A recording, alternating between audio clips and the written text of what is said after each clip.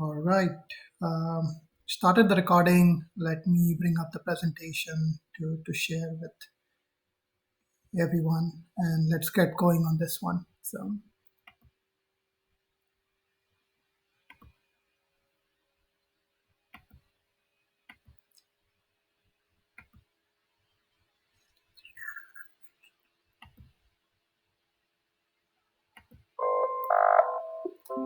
are you guys able to see my presentation?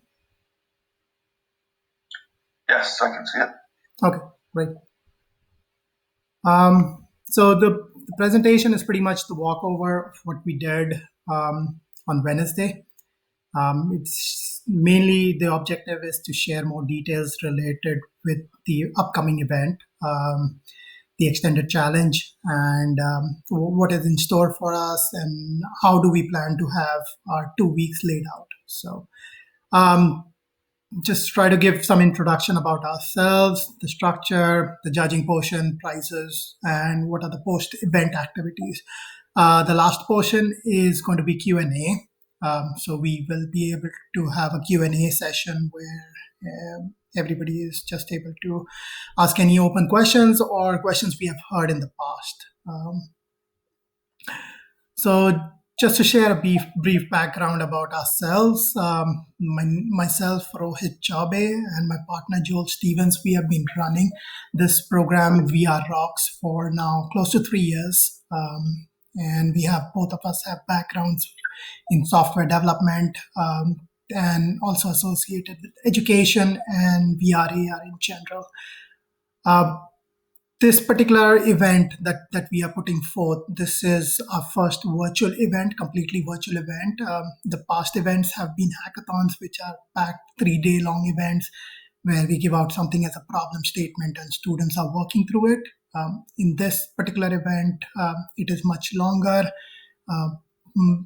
As I already mentioned, virtual. At the same time, we are trying to incorporate as many teams as possible. And the reason it's been 2.5 weeks long is because we want to give everybody some time and take it much more at a relaxed pace rather than how a hackathon is there, which is pretty active and you have to do a lot of things within a span of 2 to 3 days. So what is the purpose of the extended challenge? The main purpose over here is to learn AR, VR development, do some hands-on development work. When you learn it, you want to apply, build something. So that would be the goal. We would give out a problem statement and you would be applying your learning on that problem statement and build out something in AR, VR.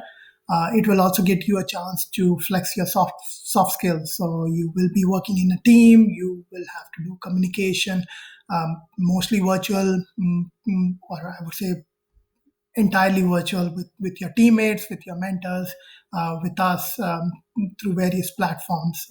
So that's how we will try to arrange this. Also, the purpose would be to make new connections. So try to learn about other students, other teams, where they are located, and how you can work and collaborate in the future. And just in general, have fun, enjoy what you're doing as part of this, and make this process fun. So, what are some of the pre-steps for us? We are trying to build up a great learning community, or provide a great learning opportunity over here to learn this AR, VR skills. We want to build up a community of learners, of young students and professionals that can collaborate. And we want to challenge you. We want to bring forth something which is challenging for you, so that you can think about it. And once again, just have fun with this. For participants, what do you need to do? So from your perspective, you need to first sign up. Make sure you go to our webpage and just fill out that small participation form, giving your interest in participating. Form your team, put your team together, find a mentor, somebody who can mentor you. If that's an optional, if you are able to find somebody within your own locality, If you're not, then we will make sure you have proper guidance available. Mm, Look for a team guardian. So this is required. You should have an educator or a parent sign up as a team guardian. So they should be there for the team. I mean, this can be multiple people or it can be one for sure. So one member, an adult who is overlooking the team and making sure the team is on track. So that would be the guardian role, and start exploring AR VR. I know some of you have already started doing it or have done it in the past, but in general, try to play around with the tools that are there, or just in general, just try to read about AR VR and how various applications are being built, or how this technology can impact in the future. So just try to build out those AR, just look up for AR VR applications. So the event starts on April 17th and it goes all the way till May 3rd. Again, it's a 2 weeks plus long event, and we have broken down it by week. So first week, April 17th, less than a week from now, we will give out the problem statement. This would be given out at 12 p.m. GMT, and the idea would be for the team to come together, look at the problem statement, the video, just discuss about various things associated with the problem statements. If you need additional clarifications or have questions, reach out to us. We start off with our learning workshops next weekend on April 18th and 19th. So there are multiple of these workshops, and I'll tell you more about it in the next couple of slides. Since the event is long, we are trying to keep milestones. So at various stages, we will say there is a milestone, upcoming milestone, that you need to perform an activity at a certain date or time. And the very first milestone would be the design check-in. So once you have learned about design and designing your solution, we will ask you to check in something related with your design. Again, the design phase involves just designing. You are not, the expectation is not building out something or building out your prototype. It's just, you can even do it pen and paper. You can just think about what are your elements, what is your input going to be, how the various activities are going to work within the VR environment. And this is just pen and paper. This is not even going into building it out. So whatever your tool of choice is for AR VR, for the design check-in, you don't need to use that. You just have to focus on just the design piece of it. For the rest of the week, it's just continue to work on your AR VR application, and go through the process of understanding, asking questions, so on and so forth. And when we say ask questions, it's not just mentors, but team members can help each other. So feel free to ask other team members, make that connection, and just post out your question. So the workshops, so learning workshops, this is quite important. We will start off with a workshop for just introduction to AR VR workshop. Just this is a very high level. What is AR VR? How it is applicable? Why is it so important for young students to dive into this technology? There will be a tools and software workshop. So since the entire event is online, we will have a tools and software workshop where we will talk about various tools we plan to use throughout the workshop at the same time, throughout the event, and just try to get you familiar with these tools. There will be a design workshop, a very hands-on design workshop, and there will be multiple development workshops. Again, there might be overlap between the development workshops because, there's no expectation that a team would be using all the tools. So just make a choice between what workshops from a development perspective you want to make use of. And we are going to record all these workshops. So if you are not able to attend one of these workshops, you can reflect it or take a look at it once they are available online. And lastly, there will be a presentation workshop. This presentation workshop would be part of week 2. not part of first week, and I will talk about more regarding the presentation workshop in a short while. So these are some of the tools that we plan to use on the left hand side of your screen. These are some of the communication tools: Discord, Zoom, Google Hangout. Again, this is primarily to make sure teams are coordinating and working together. Unity, Unreal, A-Frame, these are the development tools, the VRAR development tools that you would be using. Notion is a web documenting tool, so your entire team would be able to document and capture a lot of your notes through Notion online, and that's how you would make sure if you have images, your research, your task, various tasks that you would have to do. So this is something very important related with task management. Since the event is spread out for 2 weeks, you would have to do some of your task management activities. So try to break out whatever you want to do in small tasks and maybe assign it to various team members. So not everybody would be doing the same thing, and you don't want everybody to do the same thing because it's just reworking the same part. But I mean, if somebody is doing development, or maybe more than one people are doing development, you can assign specific areas that you want to work on, and task management can really be helpful.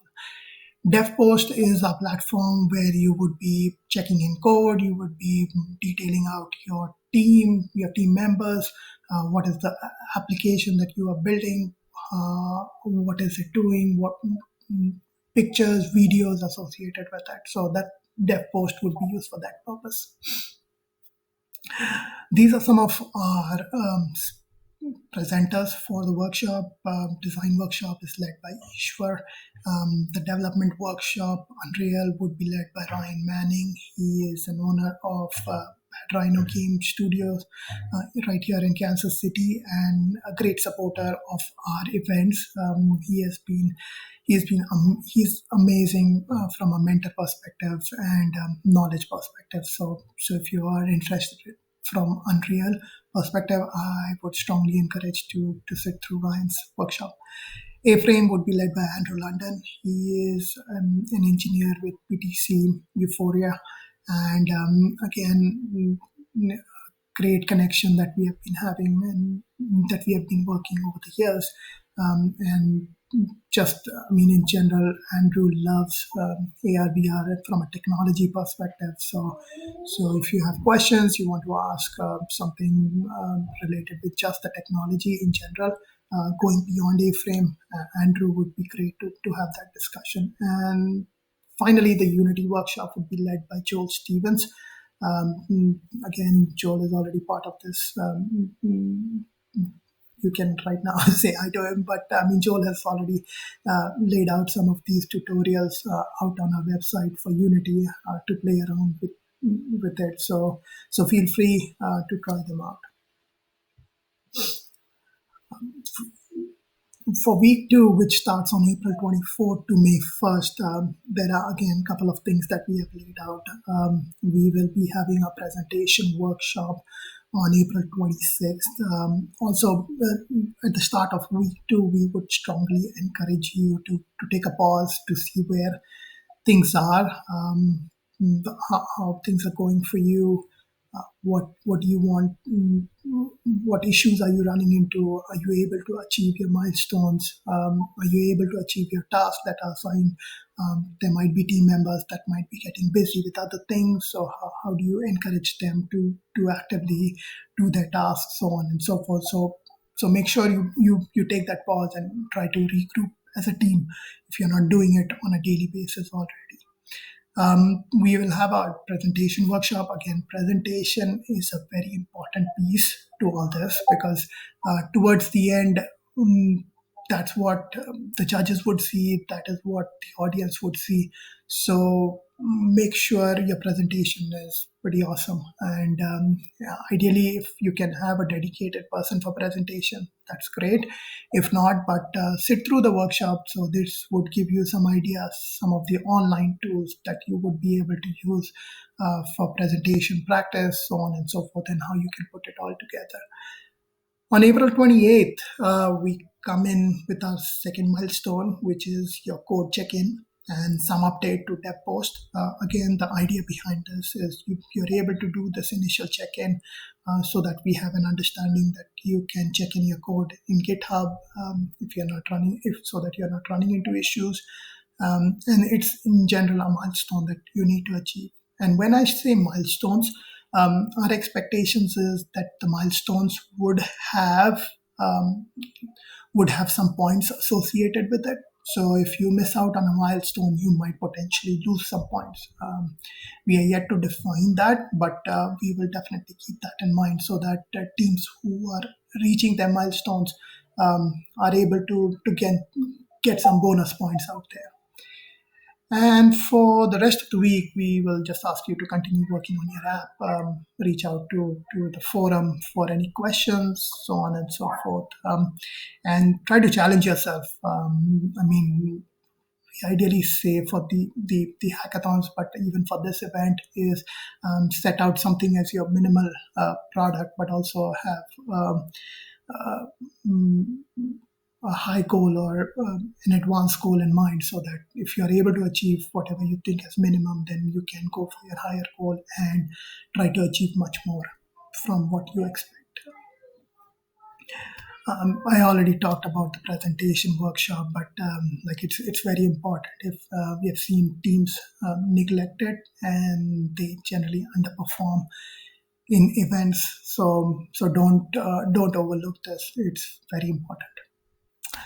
And now the last part of the event, May 1st to May 3rd, this is going to be your crunch time where you would be trying to put together your different pieces, your dev post updates, your code check-in. You're trying to make sure your final product uh, is in place. So everything is all working together. Start making in your final check-ins, code check-ins. Uh, the the last check-in which we would be looking at would be at 12 p.m. GMT on May 3rd. That's your final check-in. Anything checked in after that will not be accepted. So make sure you get everything checked in by 12 p.m. GMT on May 3rd. Judging. So we have a panel of judges that we have lined up, and they come from various backgrounds and professions. They are VRAR professionals. Some of them are within the education community, and they have been already briefed about how the judging is going to look like. But in general, you would get more details along with the problem statement, how the judging is going to be, what the various criteria are, so on and so forth. So you would get that information with you. The judging begins on May 3rd after you have done your final check ins, and it concludes on May 5th. Between May 3rd and May 5th, we might reach out to you for any judges' questions that might come along. And I mean, make sure you keep an eye on things so that if there are questions that you can answer as soon as possible, that would be helpful for you to get those points, or help the judges to make a better decision about your project. Prizes. There will be prizes for the top teams, and we will announce these prizes along with the problem statement, or give more details along with the problem statement. Um, this is so far whatever we have laid out, or whatever I've talked about today. This is a general idea that we have put together, and we are working on various things, but there will be some more surprises that we are trying to put together. So keep an eye on it. Don't think about this as the final um, event layout or the final agenda. There might be some things that we might be moving around or adding new elements to it. So when we say post-event activities, what do? We end on May 5th and then we are done with this? No, we would want students to continue working on their applications, whatever they started as part of the event. if they want to use it further, or they want to build on top of it, or they want to keep working on it, uh, by all means, I mean, please do so. We are there to help you, support you through this process, and try to lay out some of these things in front of the professionals. We have seen this in the past, some of our past events, that students who keep working on this are able to reap great benefits. So if you are thinking about it, we would strongly encourage you to do that.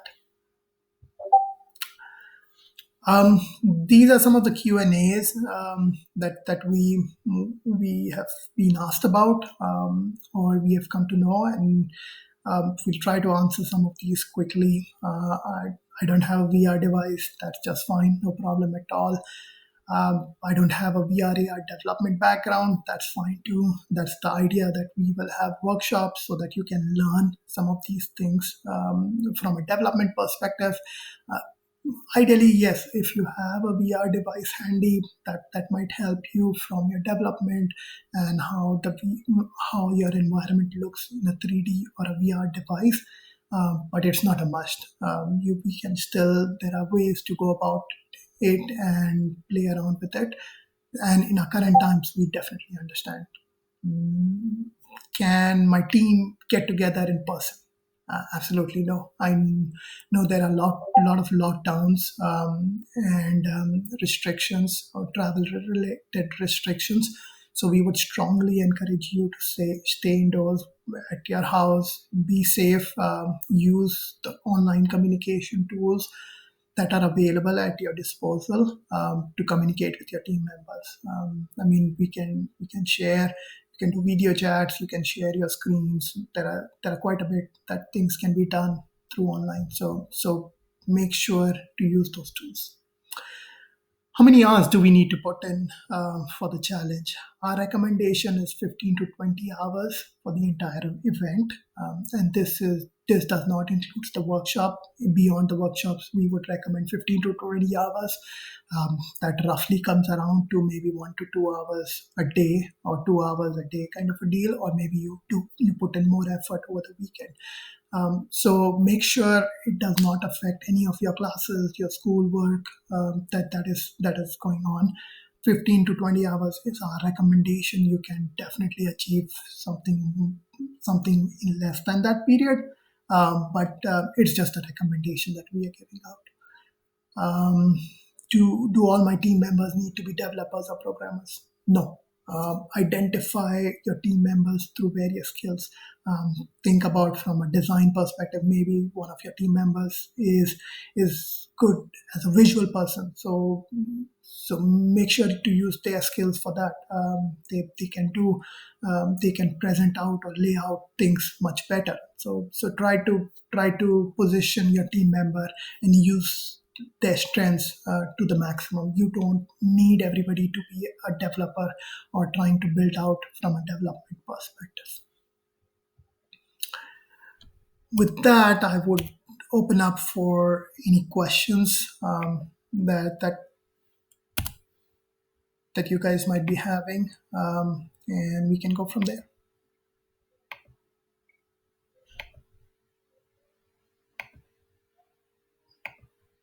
You can either post them in the chat, or you can just go ahead and unmute yourself and speak to the group. It's up to you guys. Yeah, I think most of the folks over here were part of the conversation on Wednesday. So I think there should be a good idea about it. So, what if different team members want to use different software to develop their APIs? Ankush, that can be tricky. Ideally, we would want the entire team to be using one software. But maybe when during the design phase, you can identify, or you can try to identify, based on your team strengths, that maybe using multiple softwares or different softwares would be ideal. But keep in mind, what are you trying to bring in with multiple softwares? Are you trying to do the same work in two different softwares? That might not be the optimal use of your time. So maybe you build out one component in one software and try to showcase something else in the different software. So if you're using multiple softwares, make sure what are you trying to gain from it. And this would be a very important question during the design phase. I would say to look into whether if you are using multiple software, what are you trying to achieve from that?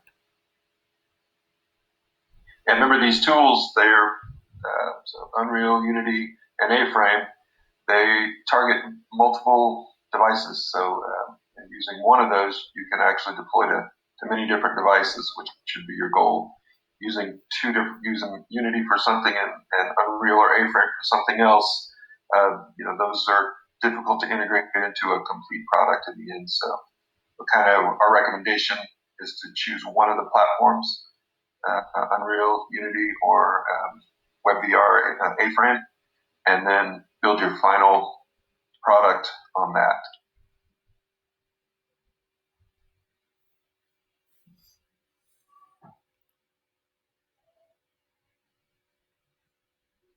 Any other questions?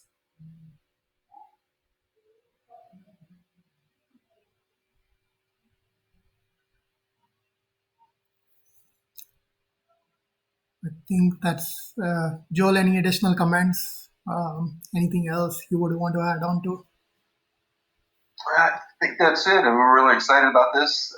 Hope you guys enjoy the event and learn lots and make new connections. As Rohit said, that's the most important thing for us: building a community and just having fun.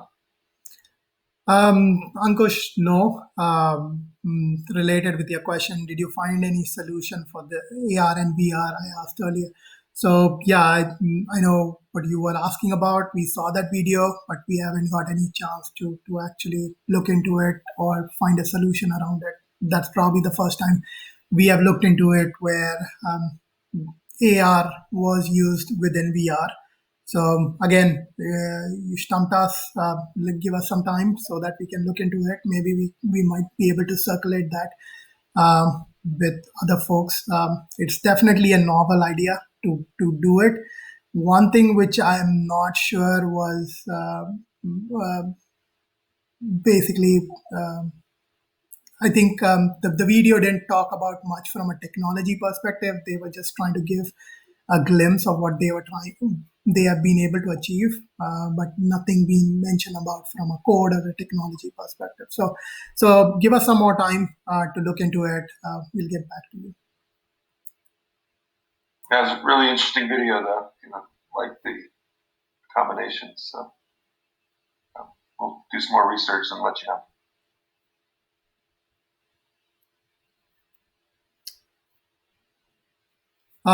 Once again, any other questions?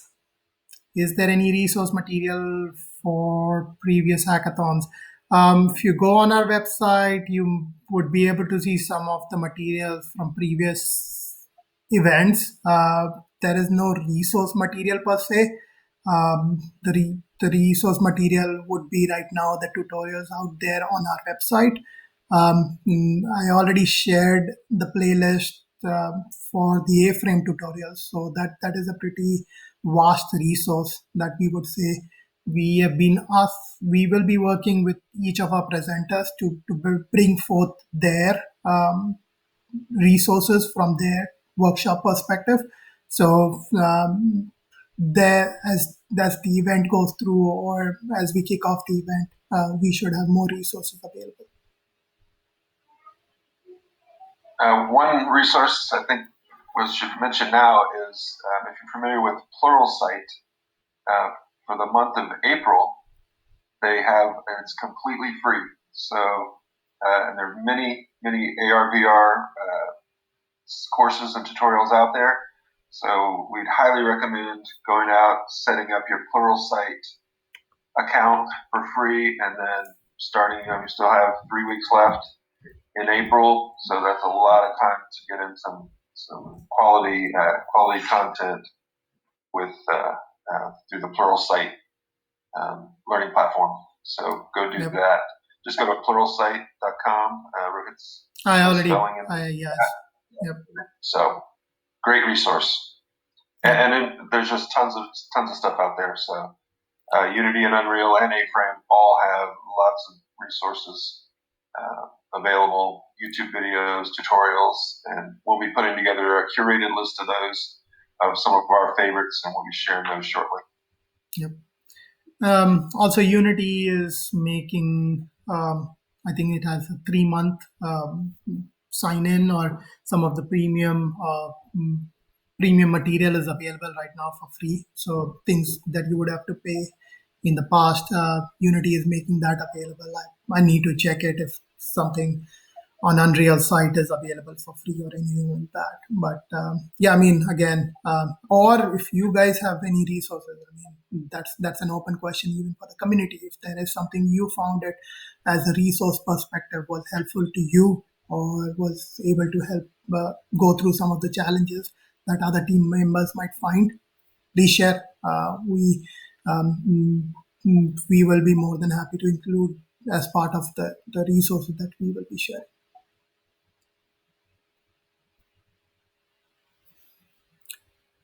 Any other questions?